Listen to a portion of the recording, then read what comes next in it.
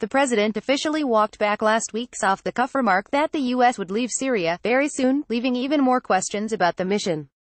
5 days after hearing their mission might end abruptly, the U.S. commanders and troops who have been fighting ISIS in Syria got a new message from their commander-in-chief: their mission will continue indefinitely. President Donald Trump decided to keep the fight going, his spokeswoman said in a brief statement Wednesday morning, but he has reportedly asked the Defense Department to develop plans for a way out, as conditions allow. The military mission to eradicate ISIS in Syria is coming to a rapid end, with ISIS being almost completely destroyed, Sarah Huckabee Sanders said in a press release. The United States and our partners remain committed to eliminating the small ISIS presence in Syria that our forces have not already eradicated.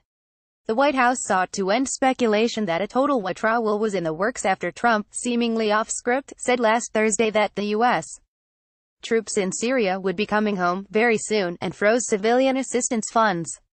The moves left U.S. officials and allies holding their breath from Washington to Syria to U.S.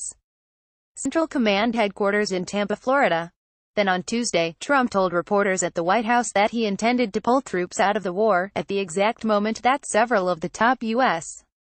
officials in charge of the American intervention were saying just the opposite at a nearby Washington think tank. CENTCOM's Gen. Joseph Vitale, USAID's Administrator Mark Green, and Special Envoy Brett McGurk, who are not responding directly to the president's comment, said at the U.S. Institute of Peace that the U.S. should continue its mission to defeat ISIS and help rebuild Iraq and Syria. Subscribe, receive daily email updates. Subscribe to the Defense One Daily. Be the first to receive updates. The hard part, I think, is in front of us: stabilizing these areas, consolidating our gains, getting people back into their homes, and addressing the long-term issues of reconstruction and other things that will have to be done. Vitale said. Of course, there is a military role in this. Certainly in the stabilization phase. As they spoke, Trump said at the White House he wanted to get out. He also said he may try to get Saudi Arabia to pay for the remaining counter-ISIS mission in exchange for keeping U.S. troops engaged. I want to bring our troops back home, Trump said at a joint press conference with 3 Baltic heads of state. It's time. We were very successful against ISIS, we will be successful against anybody militarily. But sometimes it is time to come back home. And we are thinking about that very seriously. The president appears to have changed his mind between his Tuesday press appearance and meeting with members of his national security team later that day. Instead, he reportedly told the Pentagon to start planning for a withdrawal, but did not set a deadline. We had a significant discussion about that yesterday, Director of National Intelligence Dan Coats told a group of defense reporters on Wednesday. I can't go into detail about what was decided on yesterday with our national security team and the president, but there will be released a statement shortly relative to the decision that was made on that topic. The White House released its statement hours later. Sanders said, we will continue to consult with our allies and friends regarding future plans, but did not address Trump's proposed Saudi shakedown.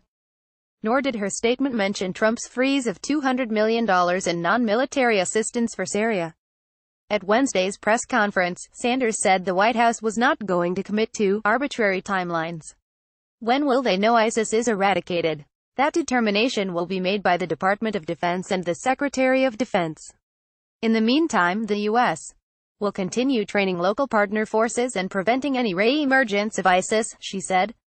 Advocates for U.S.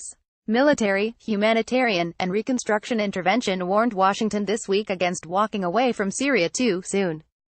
A sudden, unexplained withdrawal would send a frightening message to the region, said Bayan Sami Abdul Rahman, the Kurdistan regional government's representative to the U.S., at Tuesday's think tank event. It could also risk second- and third-order effects that would undermine several of the Trump administration's other foreign policy goals, like countering Iran's influence in the region, said Al Resonator, a consultant affiliated with Rand Corporation. If the U.S. withdraws from Iraq and Syria, it will just make the problems worse, he said. The rivalry between Iran and Saudi Arabia is going to heat up. There might be a military conflict between Iran and Israel. If the U.S. really wants to counter Iran in the region, it has to stay in Syria. Others were cautious about ignoring public opinion or avoiding finding a long-term way out of the war. Leaving U.S. forces there for a short term is a compromise, but those who guess we'll stay long-term may want to rethink, said AMB. Robert Ford, former U.S. ambassador to Syria. Trump will remember the applause he heard at the Ohio rally when he said he'd pull the forces back out. In my own travels around the U.S., speaking about Syria, I've yet to meet any audience anywhere that wants us to get more involved in the Syrian civil war. We already are seeing mission creep with our forces in Syria, who are not just lined up against ISIS. They're pointing weapons to deter Turkey, an ostensible NATO ally fighting for control of non-ISIS-held territory in northern Syria against a Syrian Kurdish faction we help, said Ford, now a fellow at Yale University and the Middle East Institute. In addition, we've bombed Syrian government and pro-government forces trying to retake a gas field held by our Syrian Kurdish faction allies. No ISIS involvement in either of these cases. Instead, we're getting more involved in the broader civil war. The mission confusion from the president has frustrated elite special operations forces on the ground and development advocates in Washington. Since 9/11, the rallying cry of our military leaders has always been that if we leave behind a vacuum, then the bad guys will fill the void. With the fall of ISIS in Raqqa and Mosul, America's investments in civilian stabilization programs must be non-negotiable, said Liz Schreier, president and CEO of the U.S. Global Leadership Coalition. The fight against ISIS in Iraq and Syria is far from over, said the Middle East Institute's Charles Lister, senior fellow and director of counter-extremism and counter-terrorism. Even in Iraq, where we've called job done, ISIS is on its path to recovery already. In Syria, at least 2,000 ISIS militants remain active and on the front lines in coalition areas of operation, and yet our ground war is virtually at a standstill due to complications with the Turks.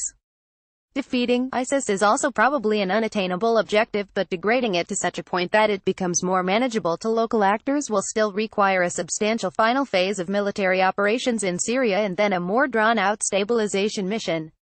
In short, we've got a long way to go if we have any hope of truly winning this fight. For now, the president looks determined to repeat the same mistake Obama made in prematurely withdrawing from Iraq, despite repeatedly saying he'd never consider doing such a thing. Patrick Tucker contributed to this report.